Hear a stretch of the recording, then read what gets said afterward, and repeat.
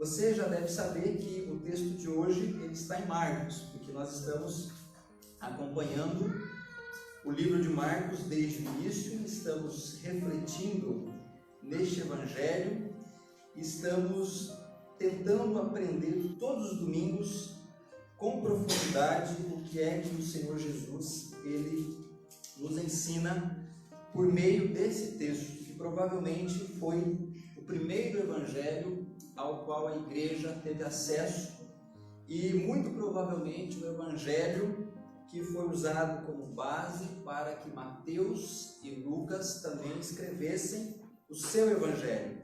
É provavelmente também o evangelho que foi um dos livros bíblicos escritos mais cedo na história da igreja. E, portanto, é um relato que tem as imagens de Jesus mais vívidas. Você tem essa impressão se você ler o livro de um fôlego só, do capítulo 1 até o 16, de uma vez só, você percebe o quanto Jesus ele está ativo e atuante nesse livro.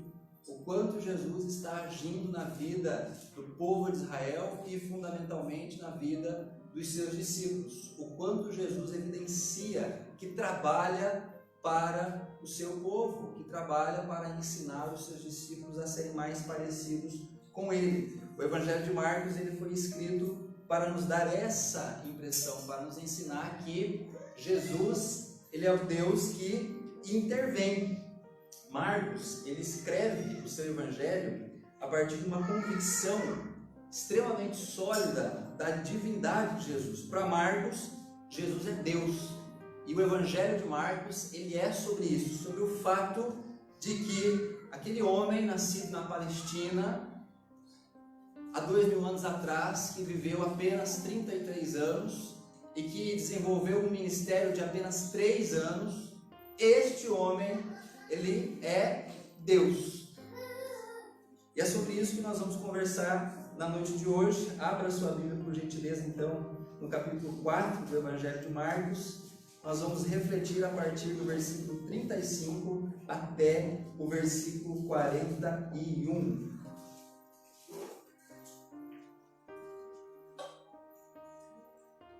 Você encontrou? Amém? Amém. Então, acompanhe comigo essa leitura. Versículo 35. Tarde naquele dia, Jesus lhes disse: passemos para o outro lado. E deixando a multidão, eles o levaram consigo no barco, assim como estava. Outros barcos o seguiam. Levantou-se então um grande vendaval, e as ondas arremessavam-se contra o barco, de modo que ele já estava inundando. Jesus, porém, estava na polpa, dormindo sobre uma almofada. Os discípulos o despertaram e lhe perguntaram: Mestre, não te importas que pereçamos? E levantando-se, ele repreendeu o vento e disse ao mar: Cala-te, aquieta-te. E o vento cessou e fez-se grande calmaria. Então lhes perguntou: por que estáis tão amedrontados? Ainda não tendes fé? Eles ficaram apavorados e diziam uns aos outros: quem é este que até o vento e o mar lhe obedecem? Pai Santo, Deus Eterno, nós sabemos quem é este que até o vento e o mar lhe obedecem. Senhor, nós sabemos que o Senhor é o Deus das nossas vidas. Portanto, Pai, fala conosco por meio da Tua palavra. As minhas palavras, ó Deus, elas podem chegar somente até os ouvidos dos Teus filhos que aqui estão, mas o Teu Espírito pode levá-las ao coração. Pai, faça isso em nome de Jesus nesta noite. Amém. Queridos, a partir desse trecho do Evangelho de Marcos ele vai dar mais ênfase no fato de que Jesus ele é Senhor de todas as dimensões da nossa existência. Jesus é Senhor da vida material, da natureza, porque Jesus vai aqui acalmar a tempestade, vai acalmar o mar. Na sequência, Jesus ele vai libertar o endemoniado, depois ele vai curar uma mulher que tinha um fluxo de sangue, e depois Jesus vai ressuscitar uma menina, uma adolescente. Então Marcos ele vai enfatizar que Jesus ele controla, ele é Senhor, ele domina todas essas dimensões da nossa existência. E os milagres que Jesus realiza nesse texto e no capítulo 5, nos capítulos adiante, eles vão sugerir uma coisa que muitas vezes nós temos dificuldade de admitir. Eles vão sugerir que a nossa condição enquanto humanos é uma condição frágil e que se Deus não intervir, nós sucumbiremos a estas fragilidades. Marcos ele vai ensinar que Jesus ele é o Deus que intervém porque somos frágeis. Jesus é o Deus que está lá. Ele é o Deus que está lá no momento da dificuldade. Aqui nesse texto, nós aprendemos semana passada que Jesus havia acabado de ensinar a multidão na beira da praia do Mar da Galileia por muitas horas. Ele havia passado o dia todo ensinando e ele estava cansado. E ao fim do dia, à noitezinha, como dizem os mais experientes, no lusco-fusco do crepúsculo, ele diz aos discípulos: passemos ao outro lado. O que tinha do outro lado? Do outro lado tinha a chamada região de Decápolis, que era uma região de 10 cidades-estados, com governo próprio, administração própria, e que estava fora do reino de Israel. Ou seja, o texto então nos indica que Jesus ele queria ir ao outro lado do mar para descansar ou para ter um tempo a sós com os seus discípulos. Jesus vai ensinar durante essa viagem a sua divindade aos seus discípulos. Ele vai ajudar os seus discípulos a compreender esse aspecto da sua pessoa. E nessa lição, Jesus esclarece de forma vívida que toda e qualquer resposta que o homem precisa não está dentro do próprio homem, está em Deus. Irmão, esta é uma verdade que você precisa repetir a você mesmo todos os dias. Amanhã você vai acordar com todos os seus compromissos da segunda-feira e da semana. Lembre disso.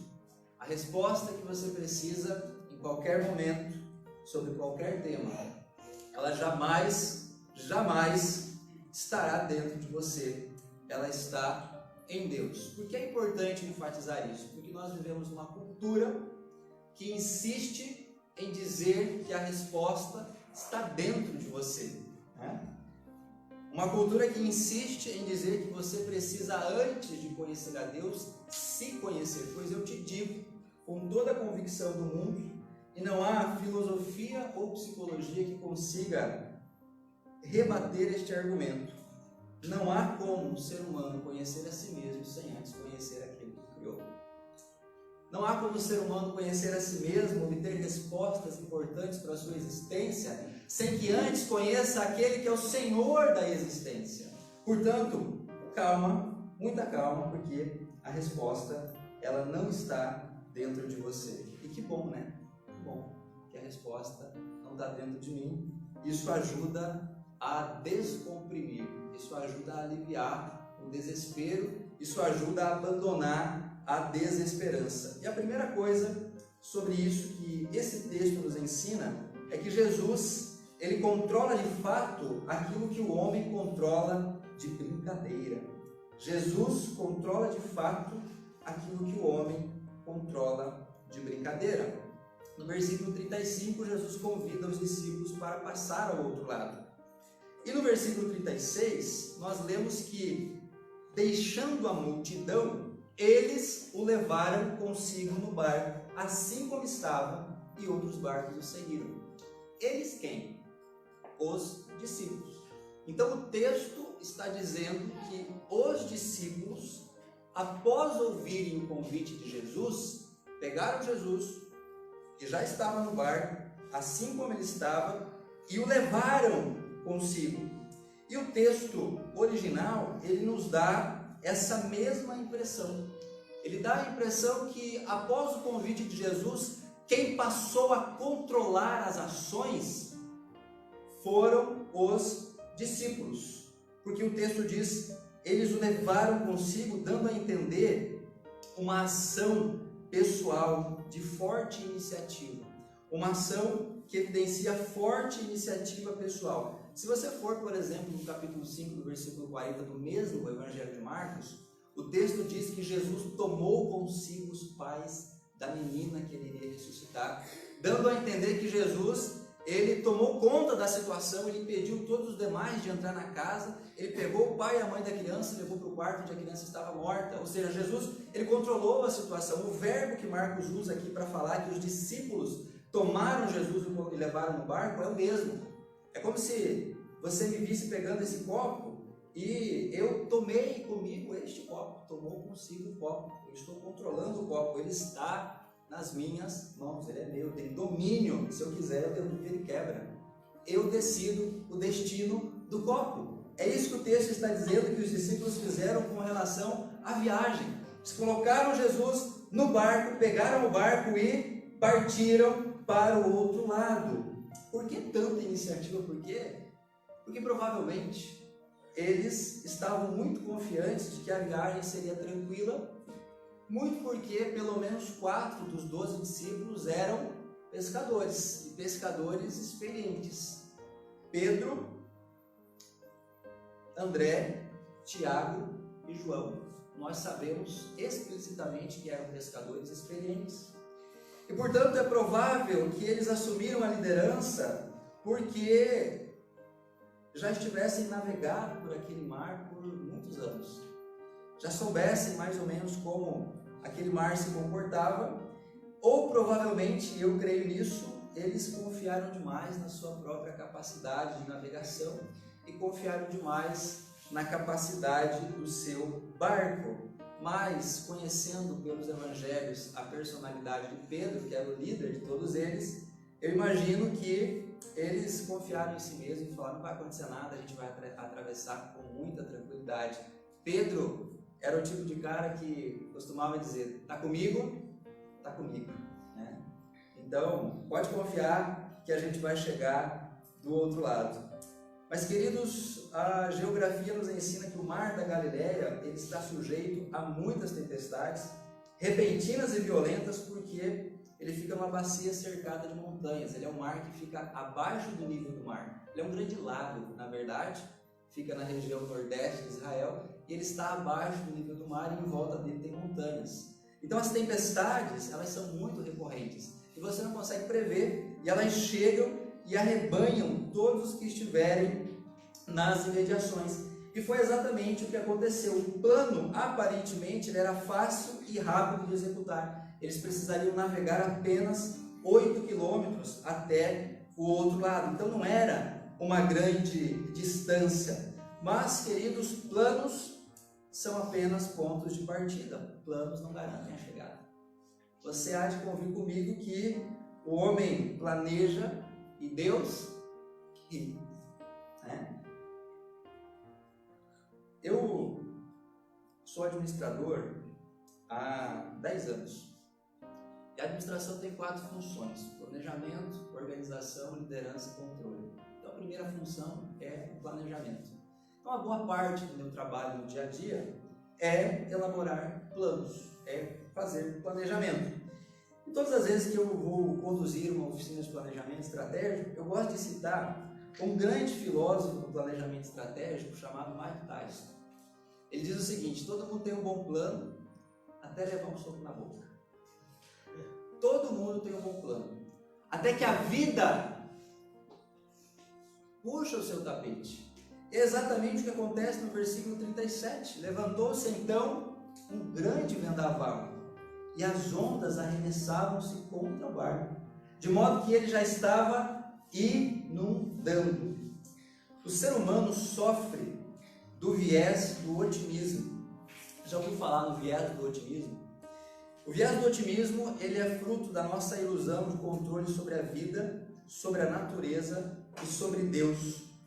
O viés do otimismo é uma tendência que nós temos a superestimar superestimar a probabilidade dos eventos positivos, não vai acontecer nada. Está comigo, está tranquilo, nós vamos atravessar esse mar tranquilamente, meia horinha a gente chega, é só 8 quilômetros, eu já fiz isso várias vezes, confia no Pai. Agora, há também a probabilidade a tendência de subestimar a probabilidade dos eventos negativos. E se chover? E se der uma tempestade? Não, hoje não. Se tivesse, já tinha dado, já está de noite. Nós temos essa tendência. Nós temos este hábito de superestimar aquilo que pode acontecer de bom e de subestimar aquilo que pode acontecer de ruim. É o viés do otimismo.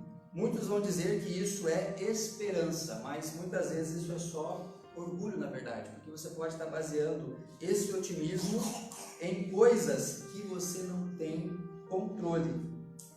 O orgulho idolátrico nos faz crer que podemos controlar o futuro, a natureza e Deus. É isso que a Bíblia ensina desde o início. Se você for, por exemplo, em Gênesis capítulo 11, versículo 4, os homens estão construindo uma cidade. Nesta cidade, eles vão construir uma torre. E eles dizem que esta torre vai chegar até os céus.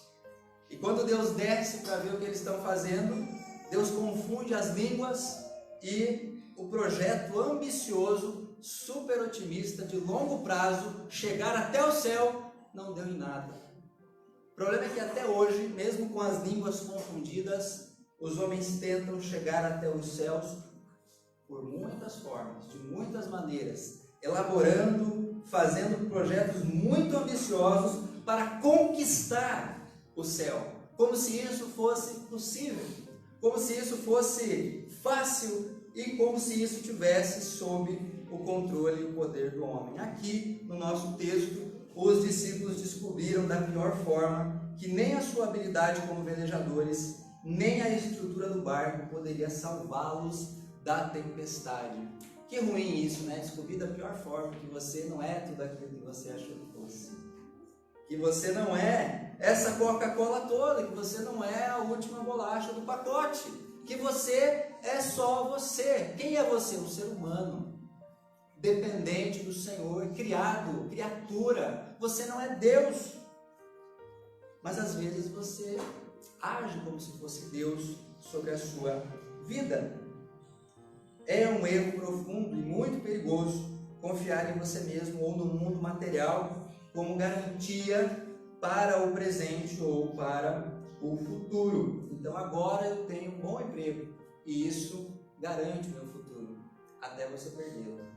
Então agora eu tenho uma poupança e isso garante o meu futuro, até o plano econômico do governo vir e confiscar a poupança. Então agora eu tenho um bom salário, isso garante o meu futuro, até a inflação de 12,5% nos últimos 12 meses corroer o valor do seu dinheiro.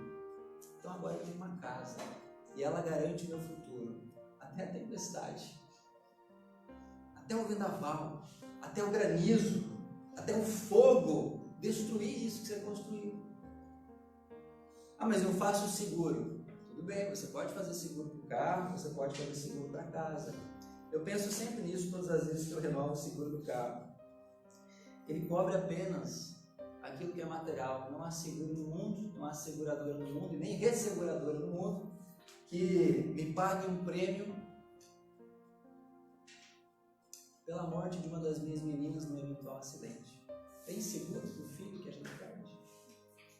Tem. Você não tem controle sobre isso. Você não tem.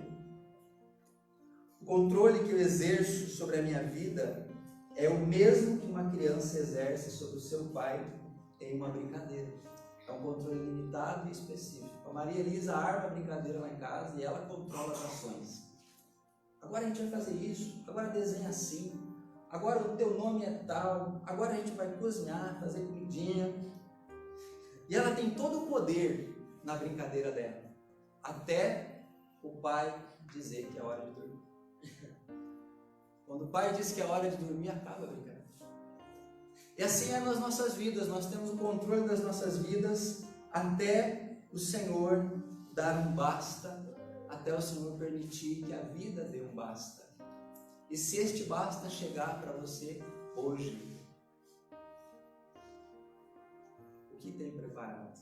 Jesus, certa vez, conversando com os discípulos, ele contou a história de um homem que tinha grandes celeiros, que colheu muito, que era muito próspero, que batia a meta todos os meses. E aquele homem disse para si mesmo: senta e goza, porque você é o cara. Você tem 1 milhão de seguidores no Instagram, você está bombando, TikToker famoso, jogador caro. E Jesus diz aos discípulos: vou essa noite pedir a sua alma, o que tem preparado. Eu quero ler um poema de um sujeito chamado William Henley, um poema muito famoso chamado Invictus, que ele ilustra de uma forma bem vívida o espírito que há no mundo com relação a esse tema que nós estamos conversando. Ouça com atenção. Do fundo dessa noite que persiste, a me envolver em breu, eterno e espesso, a qualquer Deus, se algum acaso existe, por minha alma insubjugável agradeço. Nas garras do destino e seus estragos, sob os golpes que o acaso atira e acerta, nunca me lamentei. E ainda trago minha cabeça, embora em sangue, ereta. Além deste oceano de lamúria, somente o horror das trevas se divisa. Porém o tempo, a consumir sem fúria, não me amedronta, nem me martiriza. Por ser estreita a senda, eu não declino, nem por pesada a mão que o mundo espalma. Eu sou o Senhor do meu destino, eu sou o capitão da minha alma. Primeira vez que eu li isso aqui, eu ri deste sujeito. Não há ignorância maior do que você achar que é senhor do seu destino ou capitão da sua alma. Mas é este o espírito que há no mundo. Vindo do trabalho essa semana, estava no ônibus, o ônibus parou no sinal, eu olhei para o lado, tirei foto da fachada de uma empresa e mandei para a Anne, porque o slogan na parede dizia o seguinte: assuma o controle da sua vida e dos seus negócios. Eu ri por dentro, porque é uma ingenuidade profunda. Jó era o homem mais rico de toda a terra, o homem mais rico de toda a terra, tinha filhos, tinha propriedades, e do nada, ele perde os filhos, perde a propriedade, e diante de tanta tragédia, ele se ajoelha diante de Deus e ele declara: Deus deu e tomou, bendito seja o nome do Senhor. E a mulher diz a ele: por que você não amaldiçoa esse Deus e morre? Ele diz a ela: falas como uma louca, recebemos o bem de Deus, não receberíamos também o mal, querendo dizer, o Senhor é que está no controle das nossas vidas. Queridos, Jó é que estava certo, William Henley estava errado. Ninguém é senhor do seu próprio destino, ninguém é capitão da sua própria alma. Se você ouvir este poema por aí, tem uns espertinhos, ingênuos, que tatuam esta última frase no braço ou nas costas: eu sou o senhor do meu destino, eu sou o capitão da sua alma. Até falta freio, até aquaplanar no meio da chuva. Já aquaplanou? Já aquaplanou? O carro, você está nas mãos de Deus. Tem um narrador de UFC que no momento em que um dos lutadores está apanhando, a luta está quase acabando, o narrador fala assim: o sujeito agora virou passageiro da agonia, ele só pode apanhar, ele não tem mais como reagir. Às vezes nós somos assim, passageiros da agonia, e os discípulos estavam nessa situação. No versículo 37, nada do que eles pudessem fazer faria com que aquela tempestade se acalmasse. Se você for eventualmente hoje um passageiro da agonia, meu querido, recorra ao Senhor Jesus. Recorra ao Senhor Jesus, porque somente Ele pode acalmar a tempestade, a de fora e a de dentro. aquela que está fora do barco, mas aquela que também está dentro do coração. Há algumas aplicações a partir do que acontece aqui no versículo 37. Primeiro, nós precisamos aprender que prever não é controlar e que planejar não é realizar. Provérbios 19, 21 diz que o homem faz muitos planos, mas ao Senhor pertence a palavra final. Outra coisa, não confie excessivamente em você.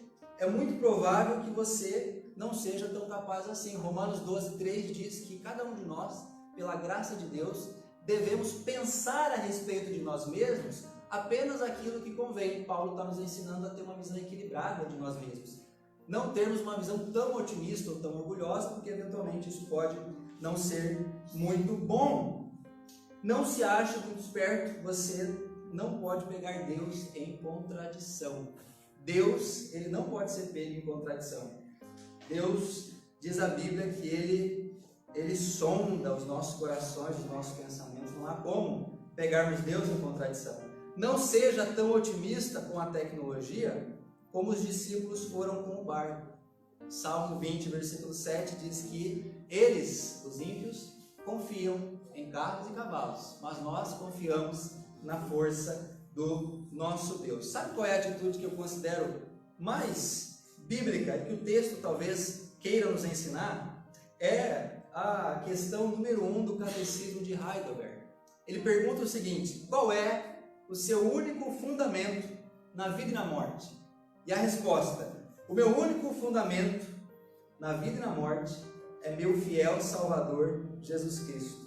A Ele pertenço em corpo e alma, na vida e na morte, e não pertenço a mim mesmo. Com seu precioso sangue, Ele pagou por todos os meus pecados e me libertou de todo o domínio do diabo. Agora Ele me protege de tal maneira que, sem a vontade do meu Pai do céu, não perderei nem um fio de cabelo. Além disso, tudo coopera para o meu bem. Por isso, pelo Espírito Santo, Ele também me garante a vida eterna e me torna disposto a viver para Ele daqui em diante de todo o coração. Glória a Deus. Essa é a disposição pela qual nós devemos viver. Mas o texto ele tem mais a nos ensinar, ele avança. Outra coisa que o texto nos ensina é que o confronto com a finitude ele expõe a nossa falta de fé. Versículo 38 diz que Jesus ele estava dormindo na polpa, sobre uma almofada. Os discípulos lhe despertaram e perguntaram: mestre, não te importa que pereçamos? Reparem que não é bem uma pergunta, né? O hino que nós cantamos, o Sossegai, ele ajuda a interpretar, né? Porque a letra do hino diz: não se te dá que morramos. Ou seja, é uma acusação a Jesus. E Jesus, ele eventualmente não estava se importando com o fato de que os discípulos poderiam morrer, que o barco poderia ir a pique.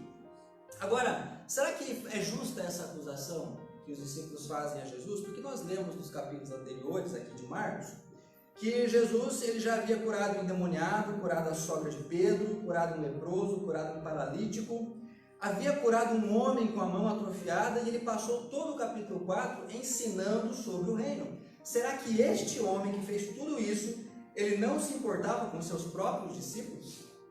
Será então que a acusação dos discípulos era uma acusação justa? Queridos, muitas vezes somos nós, na condição dos discípulos, acusando Deus por coisas que Deus não tem responsabilidade. Acusar Deus diante das circunstâncias da vida pode ser até natural, mas sempre será injusto diante do que as Escrituras e diante do que a experiência ensina. Eu não sei se você já acusou Deus em algum momento da sua vida, mas se Deus ele for réu no tribunal do seu coração, isso acontece porque você está se negando a reconhecer o pecado como parte inerente da condição humana. Deus ele sempre vai ser réu no coração de quem não reconhece o próprio pecado. O pecado ele é condição da nossa existência desde o Éden. E é o pecado que traz as nossas mazelas. É o pecado que traz a esmagadora maioria das tragédias que nós enfrentamos. Por que é que os discípulos quiseram tomar conta da situação? Quem havia tomado conta da situação, quem havia definido com qual barco eles iriam, quem havia definido que eles atravessariam o mar naquela região, foram eles. Jesus, sábio, mestre, Deus encarnado, Senhor da criação, então deixa que os discípulos conduzam o barco e dorme e descansa, porque ele estava cansado de ter ensinado o dia inteiro. Agora saiba que o amor e o cuidado que você nutre por você mesmo é infinitamente menor do que o amor e o cuidado que Deus tem por você. Então, quando o discípulo pergunta: o Senhor não te preocupa se nós morramos? Eu fico imaginando Jesus pensando na cruz. Jesus pensando em tudo que ele ainda iria fazer por aqueles homens. E talvez um texto que viria a ser escrito por João ecoasse no coração e na mente de Jesus naquele momento. João diz: porque Deus amou o mundo de tal maneira que deu o seu Filho unigênito, para que todo aquele que nele crê não pereça, mas tenha a vida eterna. Ou seja, Jesus se preocupava assim com os discípulos muito mais do que eles mesmos. Muito mais do que eles mesmos. E Jesus, ele se preocupa conosco muito mais do que nós mesmos. Agostinho chega a dizer que Deus, ele está mais perto do nosso coração do que nós mesmos. Ou seja, o interesse de Deus em nos abençoar é maior do que o nosso interesse no nosso próprio bem-estar. Deus cuida melhor de você do que você mesmo, tenha certeza disso, é o que a Bíblia ensina. Eles também acusaram Jesus porque eles não percebiam seu poder e sua pessoa. Está bem caracterizado pelos evangelhos que os discípulos tiveram muita dificuldade de crer na divindade de Jesus. Eles tinham dificuldade de crer que aquele homem que fazia milagres e que ensinava com autoridade, e que era o mestre deles, era Deus. Eles não conseguiam crer. Por quê? Porque eles tinham uma imagem do Messias que viria, que era completamente diferente do Jesus que de fato veio. Eles viam Jesus como um mestre ou como um profeta, mas não como Messias, porque Jesus, ele não parecia como Messias. O Messias aguardado pelo judaísmo do segundo tempo, ele era mais espetacular, ele era um Messias majestoso, ele era um Messias militarizado. Na cabeça do inconsciente coletivo da elite judaica daquela época e da população de modo geral, era que o Messias viria em poder, e ele acabaria com os romanos, e ele destituiria os reis corruptos, e ele assumiria o poder institucional, poder temporal, poder militar, e então governaria. E vem Jesus de Nazaré, Galileu, do meio do nada, da periferia, sem poder, sem posses, sem instrução, sem formação numa escola rabínica, e eles não acreditam que ele é Messias. É no máximo um profeta. O Natanael, inclusive, questionava: será que pode vir alguma coisa boa lá de Nazaré? O carpinteiro, gente, filho de carpinteiro, que naquela sociedade era mal visto. Era uma profissão das profissões não tão valorizadas. Queridos, o mundo moderno tende a ver Jesus como apenas um homem e sua história como um mito. Assim como os discípulos não viam Jesus como Deus, como Messias, essa é uma tendência também no nosso mundo, negar a divindade de Jesus. Então a modernidade vai dizer: Jesus, se existiu, ele foi apenas um grande mestre, ele foi um grande filósofo, ele falou coisas muito interessantes, ele falou coisas muito importantes, mas não exagere a ponto de crer que ele é Deus. Esse é o que o mundo moderno diz, mas a gente sabe que Jesus, ele não é um mito, ele não é apenas um grande filósofo, ele não é apenas um grande mestre da moral, porque as coisas que Jesus disse, as coisas que Jesus fez, ou o sujeito é Deus ou ele é um louco. Eu sou o pão da vida. Eu sou a luz do mundo. Quem me vê a mim, vê o Pai. Ou esse cara é louco ou esse cara é Deus. Já o mundo pós-moderno, ele tende a ver Jesus como ícone e sua história como uma narrativa a ser apropriada. Então a modernidade vê Jesus como um mito.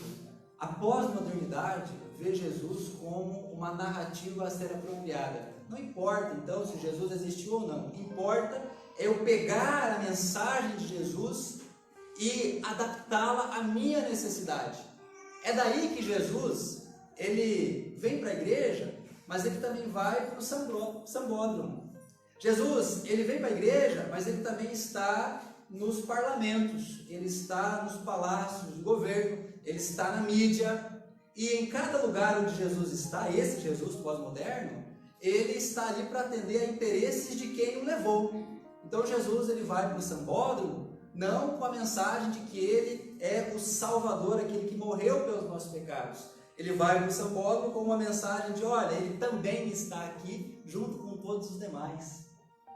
As pessoas se apropriam de Jesus para que Jesus seja um amuleto, ele seja um instrumento da sua própria narrativa. Só que ambos estão errados. Os discípulos estavam errados na imagem que eles tinham sobre Jesus. A modernidade e a pós-modernidade estão errados sobre a imagem que tem sobre Jesus. Por quê, queridos? Tem uma frase do C.S. Lewis nas Crônicas de Nárnia que ele diz assim: o Aslan não é um leão domesticável. Aslan não é um leão domesticável. Querendo dizer o seguinte: você não pode pôr cabeça em Deus. Ele é um leão. Você não consegue colocar um jugo num leão. Você consegue colocar um jugo num leão? Aslan não é um leão domesticável. Jesus e Deus não são domesticáveis. A Trindade não é domesticável. Deus Pai, Deus Filho e Deus Espírito Santo não podem ser controlados por mim e por você. Portanto, você não pode chegar para Jesus e dizer: você não te preocupa que eu vou morrer, você não se preocupa. Que vacilo, com perdão da palavra, que aqueles discípulos cometeram. É um erro profundo se relacionar com uma versão de Jesus incoerente com a revelação bíblica. Queridos, da mesma forma que Jesus não correspondia às aspirações messiânicas judaicas, ele também não pode ser encaixotado nos afetos modernos. Eu gosto de pensar em Jesus dessa forma. Eu gosto de pensar em Jesus assim. Não, você deve pensar em Jesus a partir daquilo que está revelado nos evangelhos e na Bíblia de maneira extensiva. Qualquer Jesus que não seja dos evangelhos será um ídolo criado à imagem e semelhança dos pecados e desejos humanos. Jesus me aceita como eu sou. Jesus não exige que eu mude de vida. Jesus não exige que eu me arrependa dos meus pecados. Isso é um Jesus construído, isso é um ídolo, não é Deus. Há quem sirva ao anticristo, à besta e ao falso profeta, crendo que serve a Deus. O Apocalipse ensina isso. Que os homens da terra, aqueles que servem à besta, ao anticristo, ao falso profeta e ao dragão, eles foram enganados. Eles não servem a Deus. Os discípulos é que recebem o jugo de Jesus e não o contrário. É você que busca se parecer com Jesus, não Jesus com você. Não é isso que nós aprendemos em Mateus 11, 28? Jesus diz: todos aqueles que estão cansados, vinde a mim, e eu vos aliviarei. E tomai sobre vós o meu jugo, porque o meu jugo é suave e o meu fardo é leve. Ou seja, você toma o jugo de Jesus. Não é Jesus que toma o seu. É você que vai se parecer com Jesus. Não é Jesus que vai se parecer com você. Dito isso, queridos, creia em Jesus, de modo que esta fé tenha repercussão em todas as áreas da sua vida. Não tente usar Jesus como um amuleto conforme as suas urgências. Não tente domesticar Jesus como se fosse um Deus particular. Ele atende aquele que pede, ele não atende aquele que manda. Você não pode determinar que Jesus faça algo por você. mas você pode pedir, assim como Maria Elisa chega e me pede. E ela pede por quê? Ela pede porque ela sabe que a probabilidade de tirar algo deste pai é grande, e só não recebe se aquilo que ela pedir for colocar a vida dela em perigo, se aquilo que ela pedir for prejudicar a educação e o desenvolvimento dela. Ah, papai, eu quero subir no telhado e me jogar, me coloca lá. Não, isso eu não faço. Mas quase todas as outras coisas, pedindo, você consegue. Mandando, você não consegue.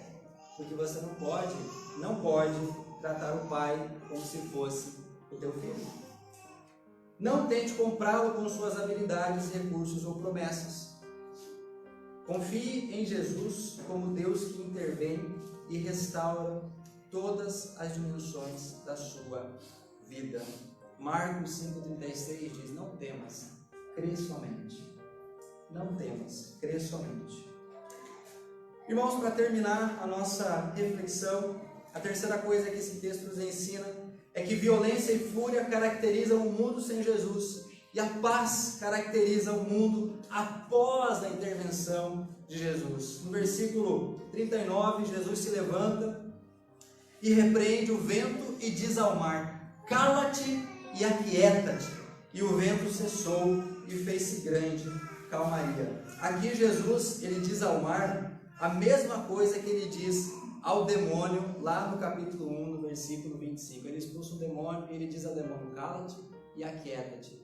A expressão original é a mesma que ele usa aqui para o mar. Então Marcos está nos ensinando o seguinte: do mesmo jeito que Deus, que Jesus, ele é Senhor do mundo espiritual, ele manda o demônio se calar e ele expulsa. Ele é Senhor do mundo natural, que ele manda o mar e a tempestade se acalmarem. E o vento cessa, se faz grande calmaria. A questão aqui é que Jesus, querido, pense nisso. Ele tem poder para pôr ordem, tanto no mundo físico quanto no mundo material. Jesus, ele tem poder para pôr ordem naquilo que está fora do barco, mas o texto também vai nos ensinar daqui a pouco que Jesus, ele tem poder para pôr ordem naquilo que está dentro dos discípulos, naquilo que está dentro do seu coração, nas tormentas da sua consciência, da sua mente e do seu coração. Este Jesus que controla a tempestade, controla também. Os salmos nos ensinam a orar a Deus dessa forma: ó minha alma, por que estás tão abatida? Puxa a cadeira, vamos confiar em Deus. Por que te abates, ó minha alma? Por que tanta ansiedade? Queridos, a Bíblia, ela é o melhor ansiolítico disponível a todos nós, ao ser humano. Não há nenhum fármaco ansiolítico tão eficaz quanto a palavra do Senhor. O mundo, ao sofrer os efeitos da queda, se transformou em um lugar hostil, furioso, conflituoso e violento. Eu creio que ninguém discorda disso. Basta que você leia as notícias no jornal de hoje. O mundo, ele é conflituoso, ele é hostil, ele é furioso e ele é violento. Nós aprendemos aqui na Escola Bíblica, estudando o Apocalipse, os 4 selos, capítulo 5, que quando os cavaleiros são soltos, eles são soltos para dar invasão ao poder de destruição que o ser humano tem. E é basicamente isso que tem acontecido recorrentemente.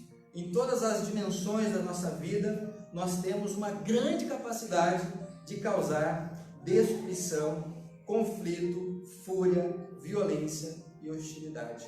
A vida, após sofrer os efeitos da queda, é caracterizada por conflitos e a consequência e consequências desastrosas da depravação humana. Eu tenho certeza que nesta semana, ontem, hoje, você teve que lidar com algum conflito. Isso é fruto da queda, isso é fruto do pecado.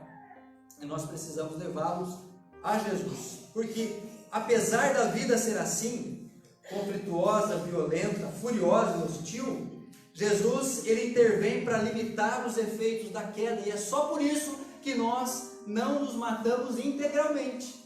O Apocalipse ensina isso. Quando os 4 cavaleiros são soltos, a quarta parte da terra é morta. Ou seja, você pode causar uma grande destruição, uma grande violência, mas Deus limita essa sua capacidade, porque senão todo mundo morre, todo mundo se mata, o mundo acaba.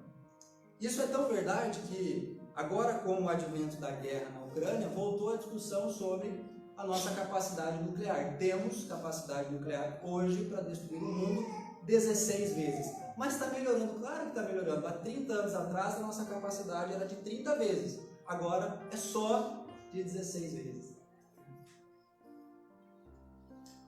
Embora a natureza seja hostil, haverá um momento em que Jesus irá restaurá-la. Embora o mundo espiritual trabalhe contra a igreja, haverá um momento em que serão definitivamente derrotados.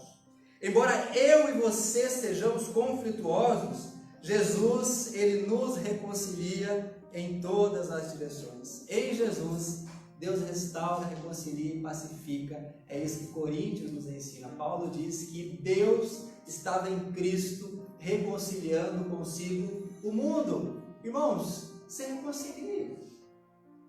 Vá atrás de quem rompeu o relacionamento com você. Peça perdão. Se arrependa. Se coloque à disposição e se reconcilie. Mas se reconcilie com você também internamente. Jesus, ele coloca ordem nesse coração. Aí ele ordena os nossos afetos. Aí a tua vida não precisa ser movida pelas ansiedades, pelas preocupações. Ela não precisa ser movida pela raiva, pela indignação, pelo conflito. Depois da calmaria do lado de fora do barco, se inicia um tumulto do lado de dentro. Olha o versículo 40 e 41. Então lhes perguntou: por que estáis tão amedrontados? Ainda não tendes fé? Eles ficaram apavorados e diziam uns aos outros: quem é este, que até o vento e o mar lhe obedecem? Mas se Jesus acalmou a tempestade, por que estes homens estão apavorados? Eles não deveriam estar tranquilos? A minha pergunta para você é: de que vale a bonança do lado de fora se a sua consciência, o seu coração, a sua alma não repousa em Deus? De que adianta a bonança do lado de fora se aí dentro tem uma tempestade acontecendo?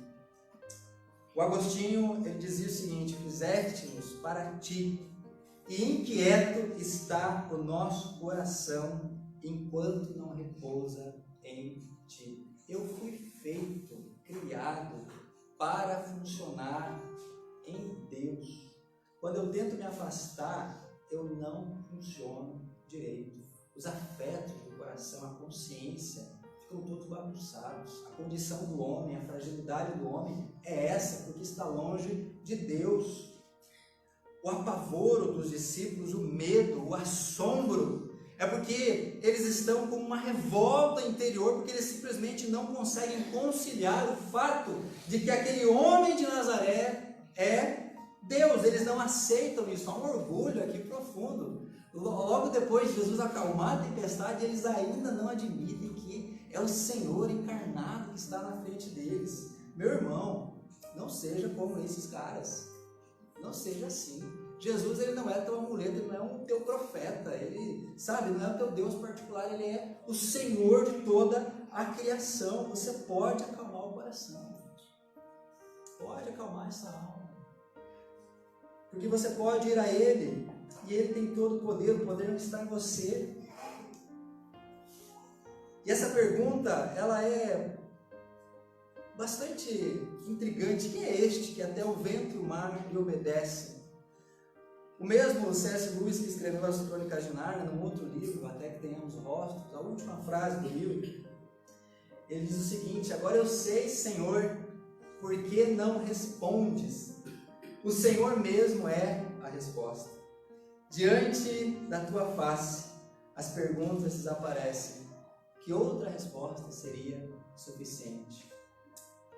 Esses discípulos, eles precisavam apenas olhar para Jesus. E toda pergunta se dissiparia. Eles ainda não criam que Jesus era Deus. Meu querido, se você eventualmente ainda está buscando uma resposta para a sua existência, se você está ainda buscando uma resposta para aquilo que você está fazendo neste mundo, nesta terra, nesta vida, se você ainda está procurando um propósito, eu te digo, você não vai encontrar enquanto você não for a Jesus, enquanto o seu coração, enquanto a sua alma não repousar no Senhor Jesus. Marcos, ele vai mostrar que Jesus vai responder essa pergunta dos discípulos de muitas formas a partir desse texto. Mas em todas as respostas que Jesus dá, eles vão ficar sabendo que o homem ao lado deles no barco é Deus. O homem ao seu lado no barco é Deus. Creia nisso. E para nós concluirmos, gostaria de te convidar a ficar em pé para nós fazermos uma oração. Eu tenho apenas 5 aplicações para as nossas vidas a partir deste texto.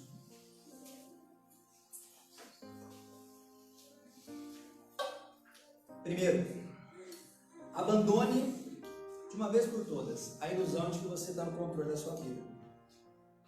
Admita que você não pode tudo e que você precisa de Deus. Não viva a vida como se você não precisasse de Deus.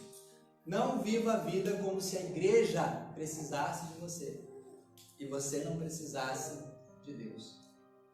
Assuma que a sua fé precisa ser aperfeiçoada, assim como a fé dos discípulos.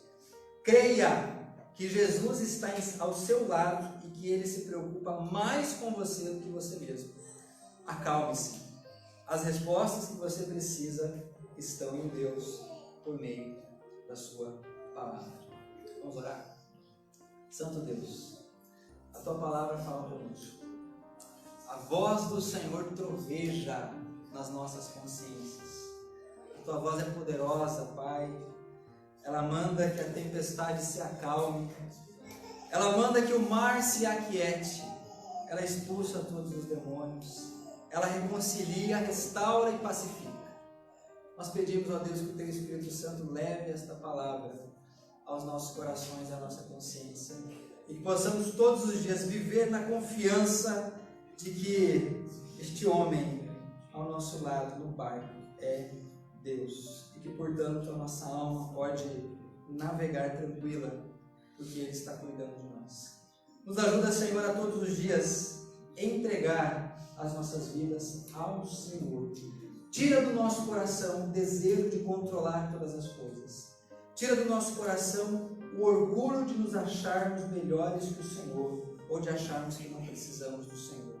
Pai, nos ensina a admitir todos os dias que não somos senhores do nosso destino, nem capitães das nossas almas.